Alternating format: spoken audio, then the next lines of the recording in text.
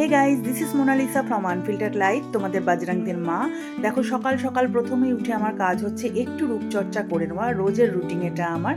আর একটুখানি হেয়ারটাকে ভালো করে কম করে নেওয়া, তারপরে তো কালকে চুল কেটে এসছি বলে কথা। আর এই রূপচর্চা করে নিয়ে এবার দেখো ইনিকে, এনাকে তোমরা চিনতেই পারছো, এটা কিন্তু আমার গনু, আমার একদম বড় ছেলে, আমার গনু। আমার গনুর ভিডিও তোমাদেরকে আমি আগে দিয়েছি যে আমার গনু কতটা জাগ্রত, গনুকে আমি কিভাবে পেয়েছি আমার ছেলে রূপে। তো দেখো আমার গনু, আমার কিন্তু 100টা গনু আজকে তোমাদের সবই দেখাবো। আর এইটা দেখো, এই খঞ্জুনিটা না আমার ছোটবেলার, জানো তো, ওই জন্য আমি গনুর কাছে বসিয়ে রেখেছি। আমি নাকি ছোটবেলায় এই খঞ্জুনিটা বাজিয়ে বাজিয়ে এ ঘর থেকে ও ঘর ঘুরে বেড়াতাম, মা বাবা ঠাম্মি বলতো। তো এই দেখো এবার আমার গনুর, এইটা একটা আমার গনুর র্যাক। আমার গোটা বাড়ি জুড়েই গনু, অনেক প্রচুর গনু আছে, কিন্তু এই র্যাকটাতে যতগুলো গনু আছে তোমাদেরকে আমি দেখালাম, সব মিলিয়ে মিশিয়ে আমার প্রায় 100টার কাছাকাছি গনু। আর এর মধ্যে অনেক ছোট ছোট আছে, তোমরা বুঝতে পারছো কিনা জানি না। আর এটা দেখো ঠাকুরের আসন, সকালবেলায় উঠে একটু ঠাকুরের আসনটা রোজ আমি পরিষ্কার করে নিই, কারণ তাতে আমার পুজো করতে কিন্তু সুবিধা হয়। আর আমার প্রচুর ঠাকুর, এই যে আমার বজু ভাই, আমার জয়গুরু, এই যে আমার মা, আমার লক্ষ্মী মা, আমার প্রচুর ঠাকুর। সত্যি কথা বলতে আমি না পুজোটা মন থেকে করি। এই দেখো আমার ভোলা বাবা, আমি যে খুব নিয়ম নিষ্ঠা মেনে করি তা নয়, আমি আমার মন ঠিক যতটুকু চায় আমি ভগবানকে ঠিক ততটুকু সেইভাবেই পুজো করি। আর আমি জানি আমার ভগবান আমাকে ঠিকই ভালোবাসবে। দেখো আমি কিন্তু ভগবানকে ভগবান রূপে দেখি না, ভগবানকে আমি আমার পরিবারের অংশ হিসাবে দেখি। যেমন বজুকে আমি ভাই বলি, তেমনি শিব ঠাকুর আমার বাবা, জয়গুরু আমার বাবা। আর এই দেখো মেয়ের ঘরটা একটুখানি রেডি করে দিলাম। সকালে উঠে প্রথমেই আমার কাজ হয় ঘরদোরগুলো একটু ডাস্টিং করা, যার জন্য আমার ঘরে কেউ না জানিয়েও যদি কোনোদিন আসো, কেউ কিন্তু দেখবে না যে কোনো জিনিস উল্টোপাল্টা রয়েছে বা কোনো অগোছালো বা কোনো ঘরে নোংরা পড়ে রয়েছে। আমার এতগুলো বাচ্চা সত্ত্বেও আমি কিন্তু মেনটেন করি। ওই দেখো সোহিনী যে পিঠ চুলকানিটা আমাকে দিয়েছিল, আগেরটা তো আমি ভেঙে ফেলেছিলাম, পরে ও বেচারি আবার একটা দিয়েছিল, আমি এবার যত্ন করে রেখে দিয়েছি।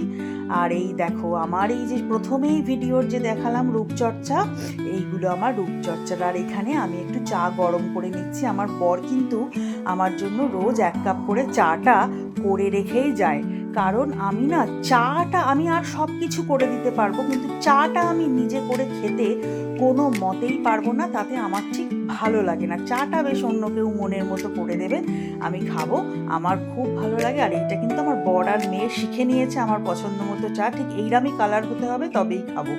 আর দেখো আমি কিচেনটা কিন্তু, রান্না এখন আমার হয়নি, কিন্তু রান্না করার আগে আমি কিন্তু রেগুলার বেসিসে কিচেনটাকে ভালো করে আমি ক্লিন করে নিই, তাহলে আমার রান্না করতে সুবিধা হয়। সত্যি কথা বলতে না, জায়গা যদি পরিষ্কার না থাকে সেখানে কাজ করতে আমার মাথা ফাতা গরম হয়ে যায়। তো এই দেখো খুব সুন্দর করে আমি কিচেনটা করে নিয়েছি।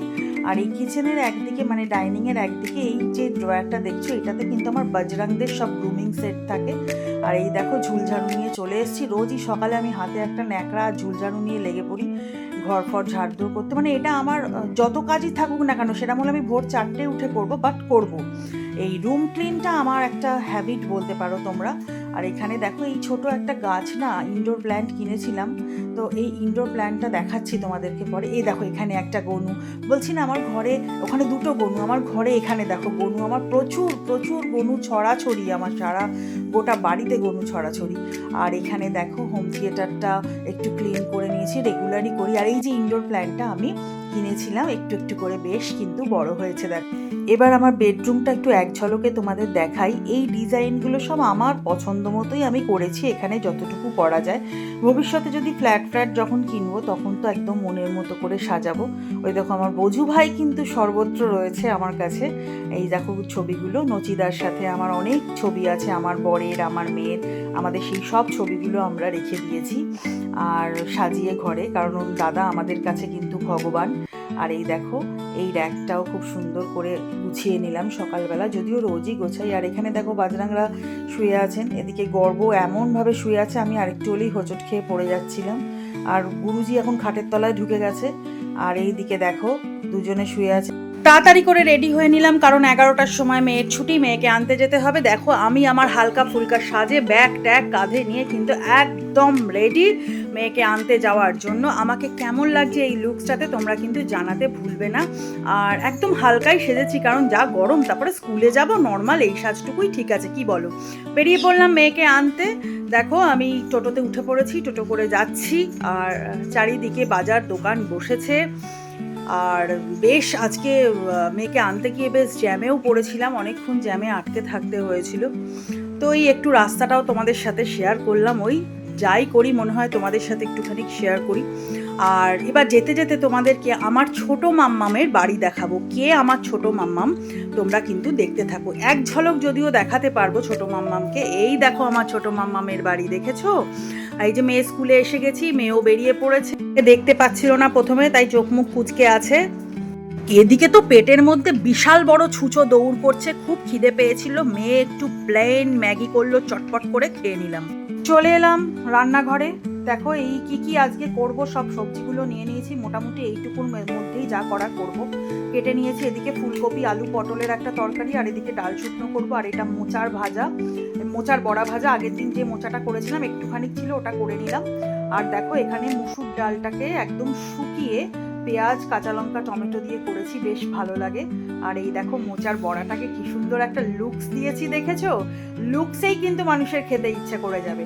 আর এখানে আলু, পটল, ফুলকপি দিয়ে সয়াবিন দিয়ে একটা দারুণ তরকারি, জমে যাবে। আজকের মতো বড় ব্লগে টাটা, সবাই খুব খুব খুব ভালো থেকো।